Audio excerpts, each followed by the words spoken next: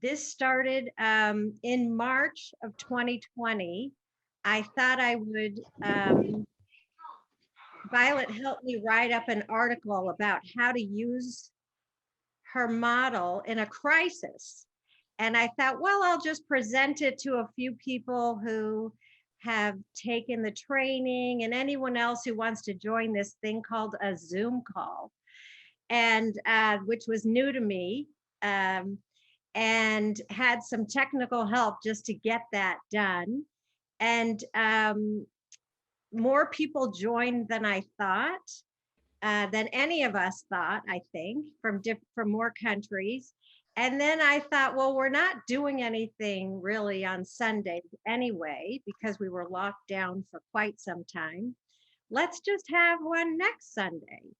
And then I got in touch, or people got in touch with me that were experts in working in the field of child therapy, and who knew Violet and Violet's work.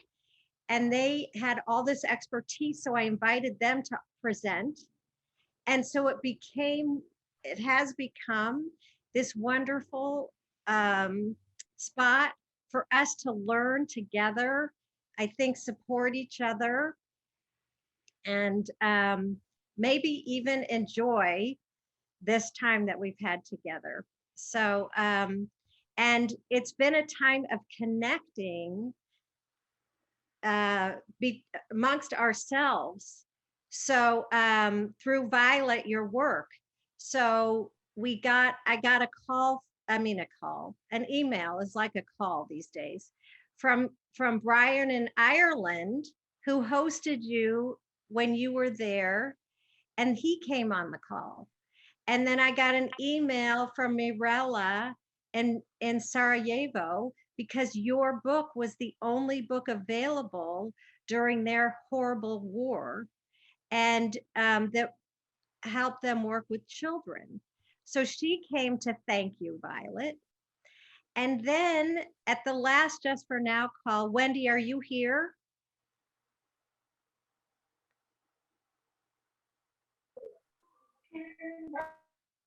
You're there? You can. Yes, I'm here. Yay, hi there. Hi. So you just so happened to mention, oh, I was with Violet in South Africa. Yeah. And, right. And yeah. And so, and I'm still in touch with these wonderful people that hosted Violet and Peter Mortola.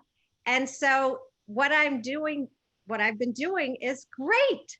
Are they available to appear here on this crazy Zoom so that we can reconnect? So our theme, Violet, is culture today, your idea, which I think is fantastic.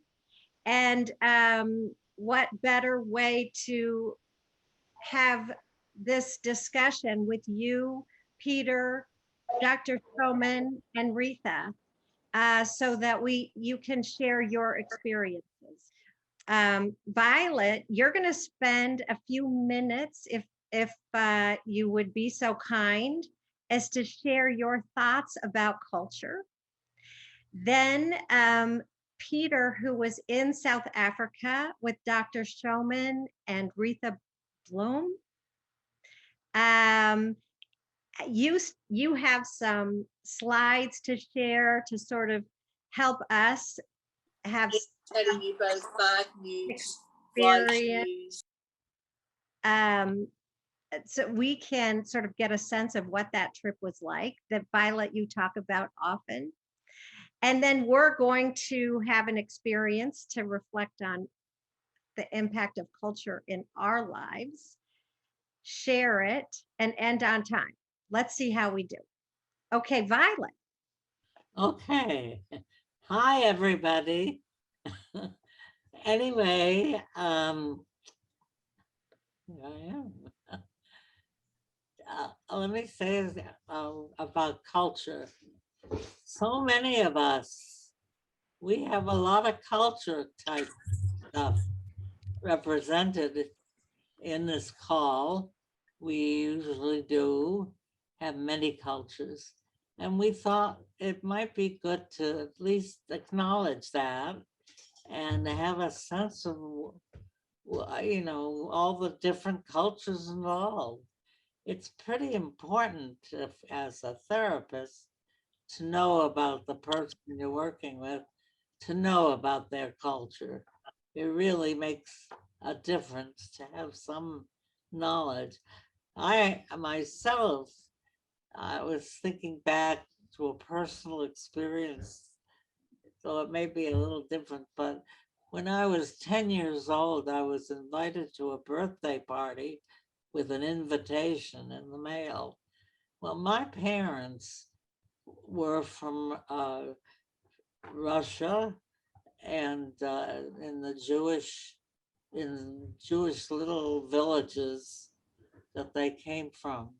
And when they came to this country, US, they were about 18, 19 years old. So they were past being children, really.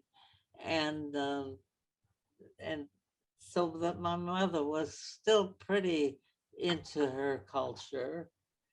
And it affected, of course, me and my brother. I had two older.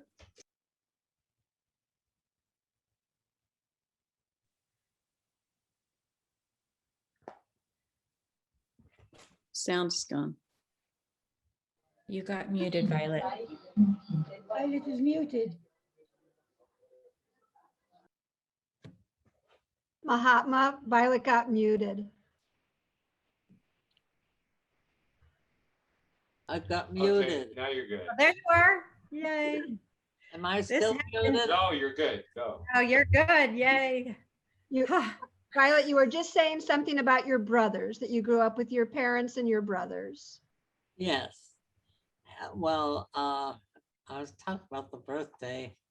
I had never been to an American type birthday party. I never had gotten an invitation in the mail. So it was so unusual for us that we thought it was like a coronation. I mean, we were amazed and excited, and an invitation. I mean, we didn't use invitations. We didn't send invitations. Everything was word of mouth. And it was pretty exciting. And, they were like invitations you buy in the dime store for children. But to us, they were amazing, this invitation. And so my mother made me a dress for the party that was worthy of a coronation. Beautiful dress, blue velvet. And we thought, gee, this is a special thing. We have to get dressed up. Anyway, so I went off to the party. It was like a couple of blocks, a neighbor, a couple of blocks away. And I walked toward the house, and as I get close, I'm 10 years old. I still remember this vividly. Now I'm 94, so it's a long time ago. Anyway, I get toward the house and I realize, and I grew up, by the way, in Cambridge, Massachusetts. So this was in Cambridge. I'm walking toward this other house for the party, and I know immediately that I'm in the wrong because I see the other kids are not dressed up the way I am. I see them carrying packages, and I don't even know why they're carrying packages. I wanted to turn around and run away, run home.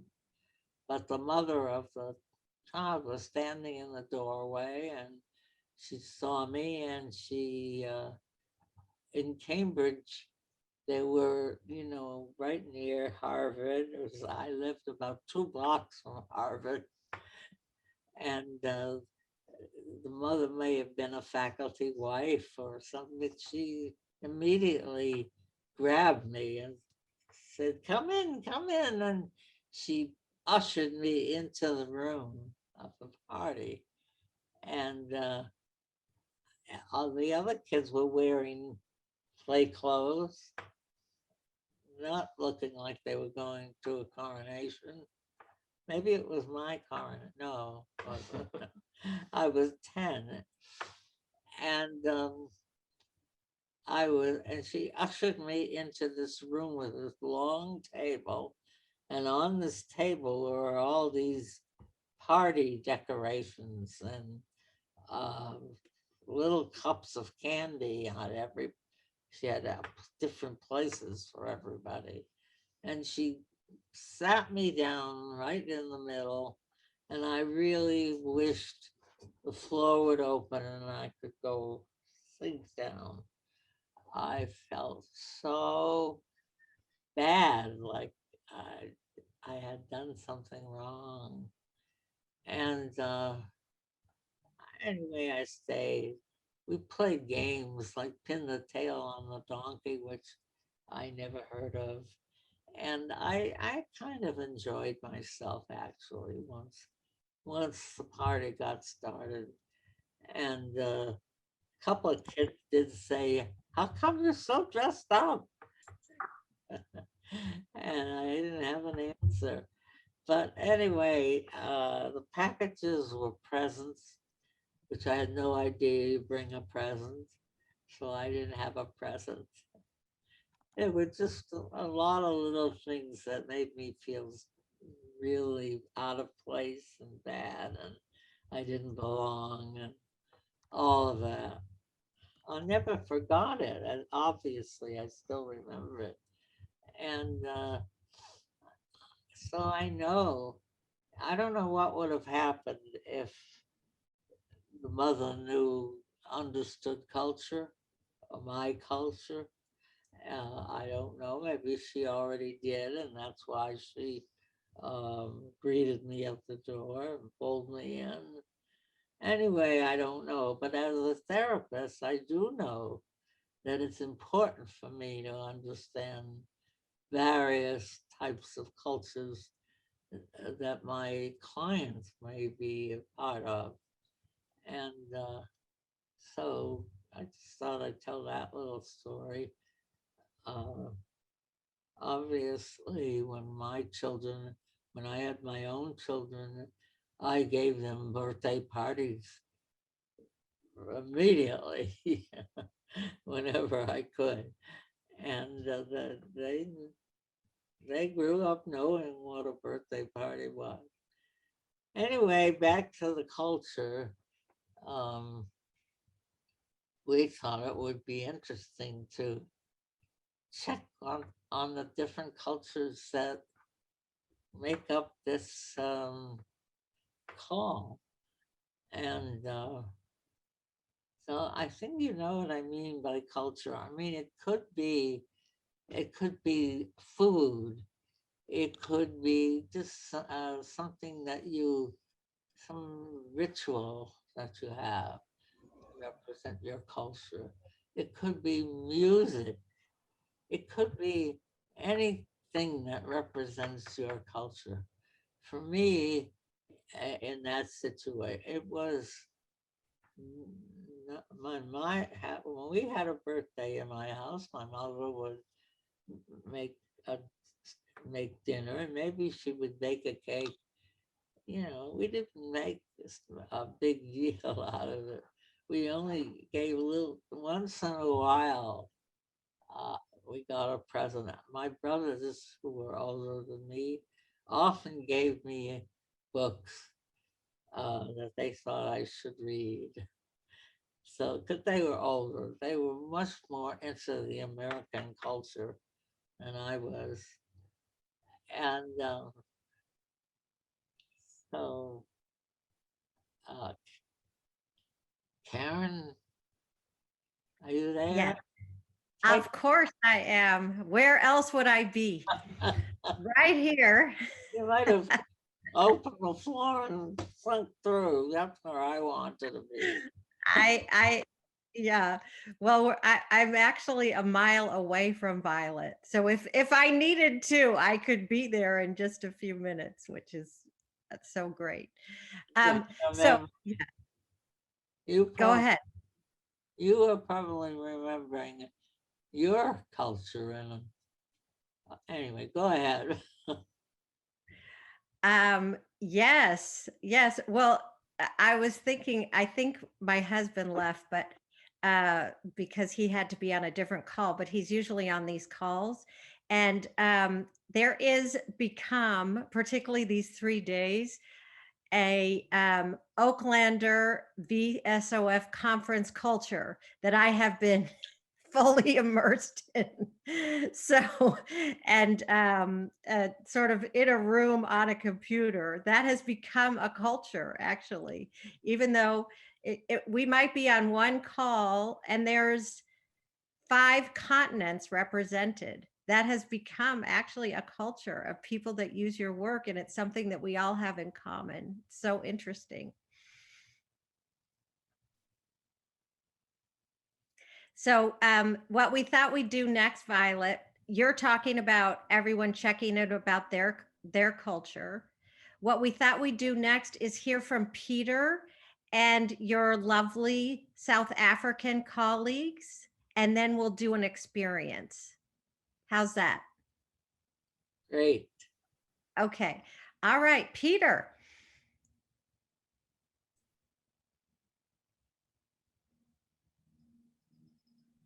Hello, everyone. So amazing to be in this moment.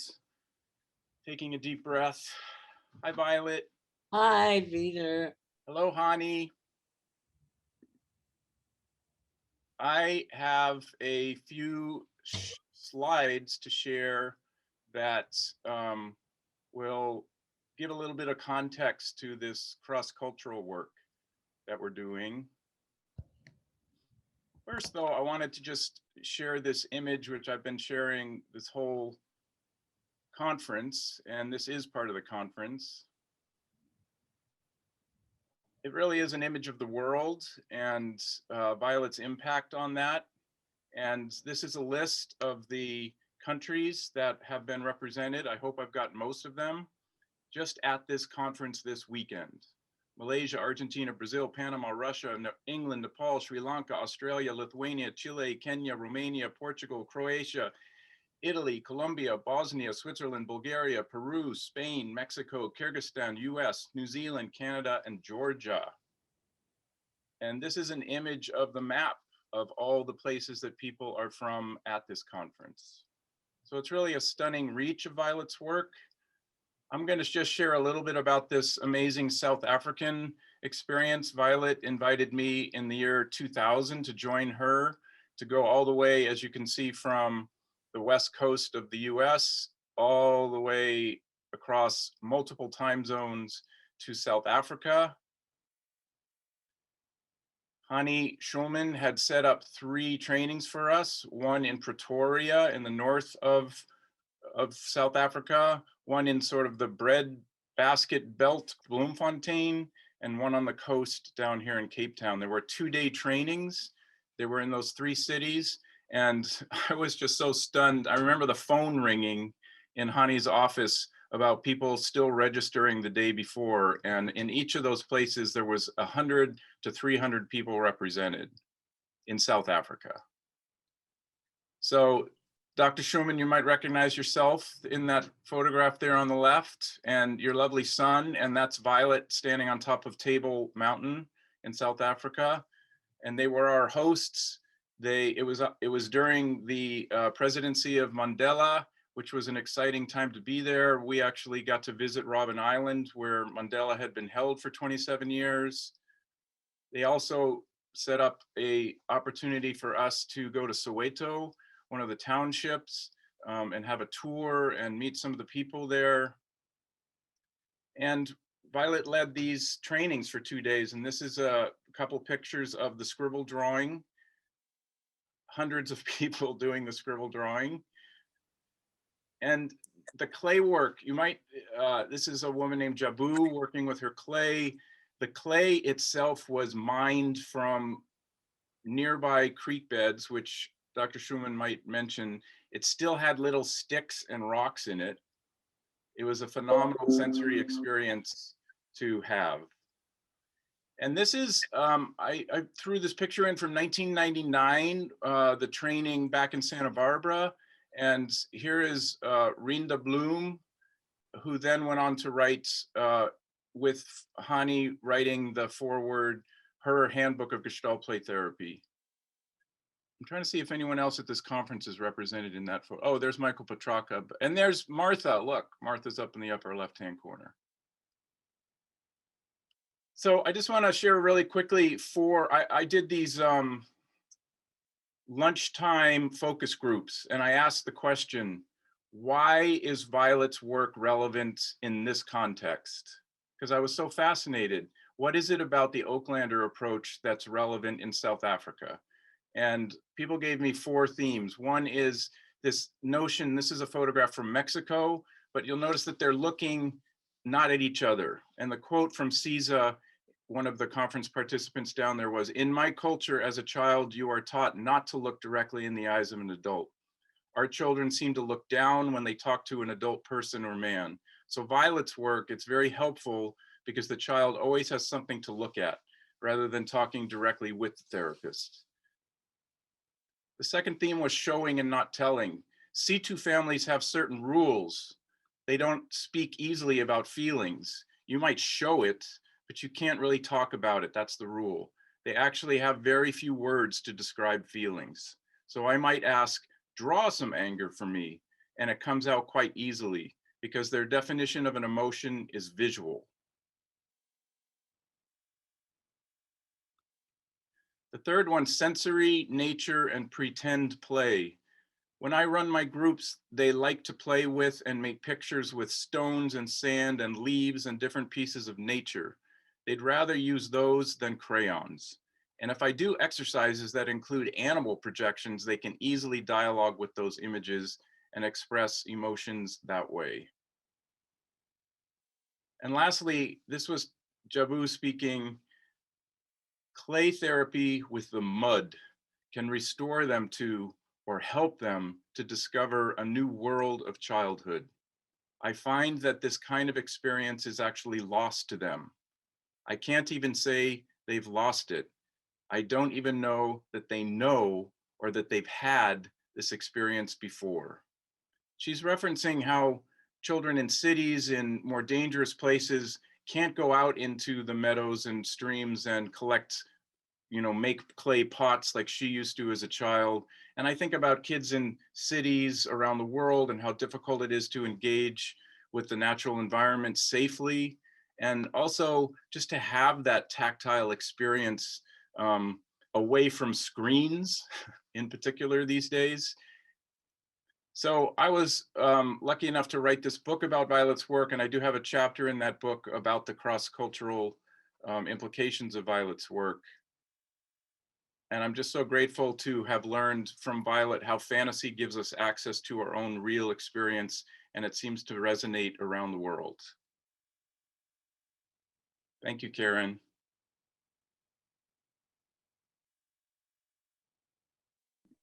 It would help if I unmute myself. How many times a day do we talk about muting and unmuting?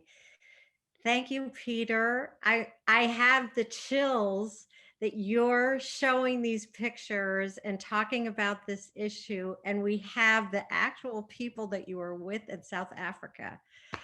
Oh my goodness. So I would love to hear from you, Hannie, Dr. Schoeman. Thank you for being here. Any thoughts to share with us about that time and anything we would love to learn from you? You have to unmute though, just like I needed to.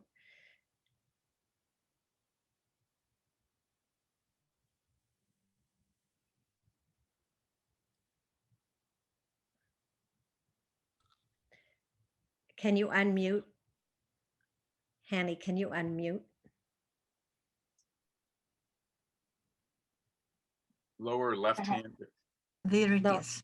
There you are. Okay, yes, that's wonderful. Yes, I just want to say everything that we experienced there together was so fantastic to implement it after really having these workshops again. I had my training with Violet in the early 90s, and since then, there was just one way for me, and this is to go with how she is handling children and how she is operating her model in a natural way. And even today, Violet, I want to thank you. Even today, you teach me a lot by saying that you can only meet and understand culture when you actually understand what they are saying and what they are doing. And I can assure you, after that conferences, I was so aware of what was going on, what was important according to the cultural aspects, that I pulled it through in my work also, and created within the center of a framework. I incorporated Violet's work, and it's still working. I'm still busy presenting Violet's work within a framework, a Gestalt framework, but I can assure you the center is still the Oaklander model. Thank you for that. Thank you for contributing such a wonderful sort of precious present for us. I don't want to call it something else, because it's a present that we open every day and every time. And the faces of people when they get the aha feeling and get the aha feeling of this is working, is so much reward. Thank you for that. So this was my what came out of that workshops, elaborated model within the model of Oaklander, which I called a framework, a Gestalt play therapy framework, to teach the students from the beginning to the end.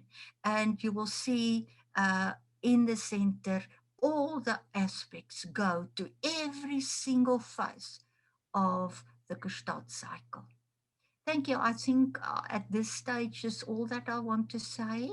I don't know. I think Retha maybe actually want to add something here, or want to add something around the changes that happened here. I think there is many changes also on the therapy side. If you look at how everything is changing and influencing children all over the world. If I can only name electronic devices, for instance, if you go to, I think it is a very important thing that you just need to know everybody is growing. And yeah, this is how it's elaborating. Thank you. I wish I could go through the screen and give you a hug. Oh, wouldn't that be wonderful, Violet? Yeah, yes. But you feel so close. Well, I thank you, and it just really fills my heart to hear you. Thank you. I'll never forget that trip. It's part of our memories. From my side, Violet, thank you very much for this opportunity. I think listening to what you've said about your own experience as a young girl, I just realize how important culture in our context is also that fear of difference, and the sense of not belonging, and the sense of insecurity.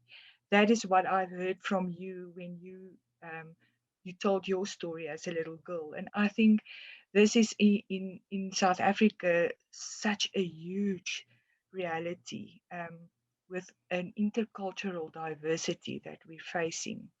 And I think everybody knows that South Africa's diversity is quite huge. I don't want to give all the history, but we're a rainbow nation, not for any other reason than the fact that we do have a lot of culture to deal with. When reflecting back on 2000, and you can imagine it is 21 years later, I think one of the biggest things that stood out for me personally, and I was still very young and my children were quite young, is for the first time, we were only 6 years in a new democracy in South Africa, post apartheid. And for the first time, I saw my own culture through the eyes of our American visitors. And that was actually quite huge for me. I was traveling with Peter and Violet through the country. I remember me and my husband, we met up from Pretoria and we met up in Bloemfontein and traveling down to Cape Town. And every time I saw my own country and I saw my own culture through your eyes, and that actually opened my eyes for lots of travel, the next 20 years to experience culture. So I've been working in intercultural diversity. I'm part of faculty of the Northwest University in Potchefstroom, and it is unbelievable the impact that intercultural connectedness in that small time span had on me as a person. So thank you very much for that.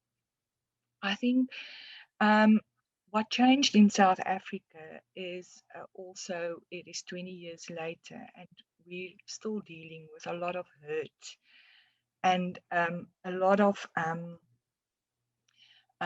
pain, and we need to work in a sense of healing. And when I revert back to what I've learned from Oaklander's model, like we call it here, I just realized the sense of self and working with what is still primary the way to go. So what I think I made some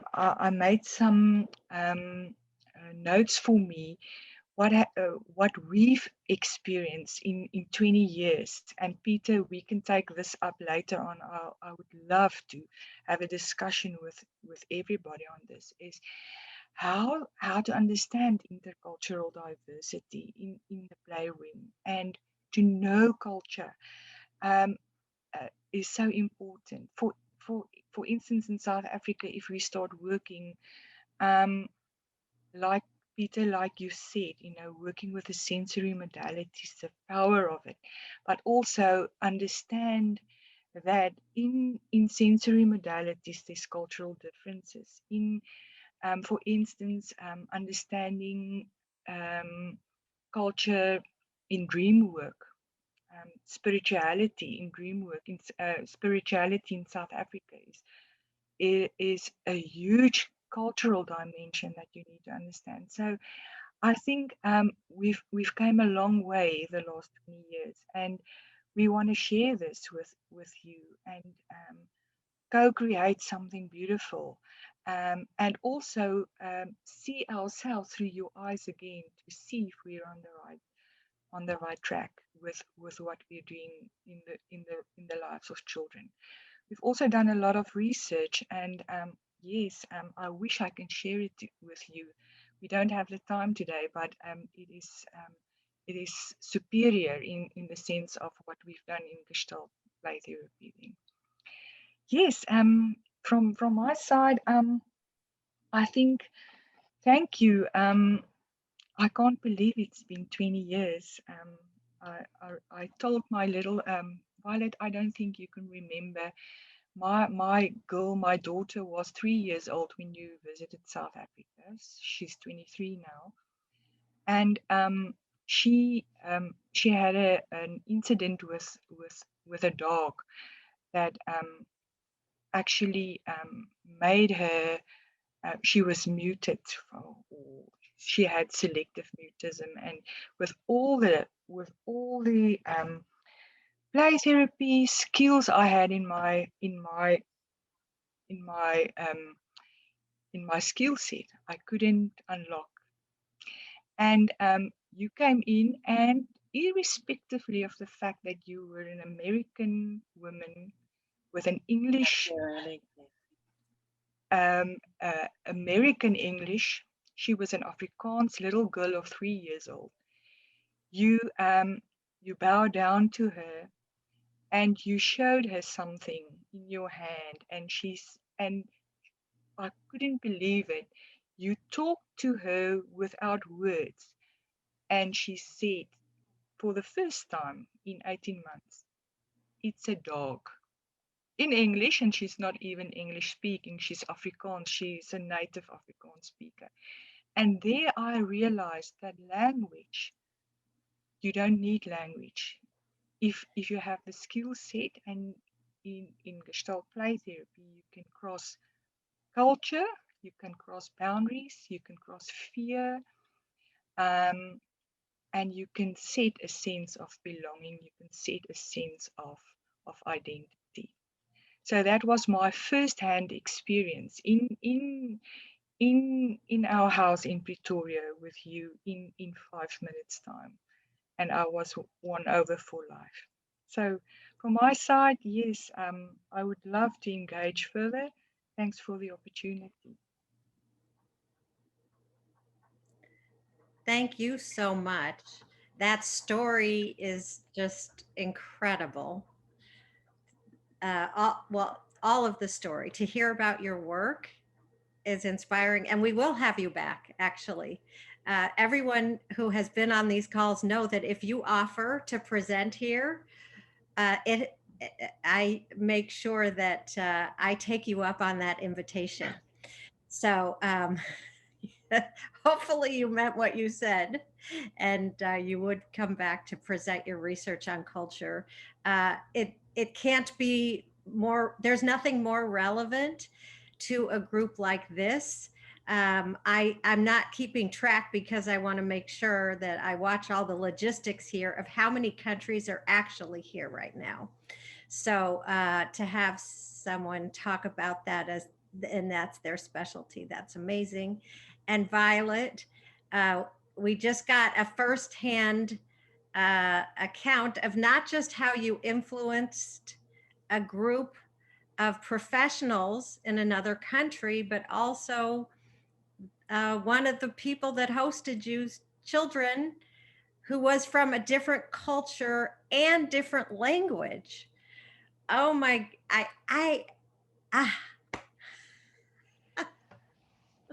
You know what is quite strange? Some time ago, I told my daughter the story because she can't remember it. She was too small, and we were sitting, and I said to her, "You know what happened?" And she can remember the incident with the dog. She still has scars on her face, and I told her the whole story, and she said, "Oh, I want to see this lady." And I couldn't find a picture of Violet, so I'll show her a picture of Violet, and she said, "It's wonderful. I can't believe it that this happened." So it was really very special. Thanks. thank you. Thank you for sharing that. I know I'm inspired, and I think I can speak for many of us to say that also. Before we're going to start with a drawing. Peter, is there anything you, or Violet, is there anything you wanted to add? Violet? No, I'm just overwhelmed right now. Yes. How privileged I was. Huh. South Africa. Okay. All right. Peter, anything you wanted to add? No, I'm just grateful. Thank you. Same. I think we can all feel that.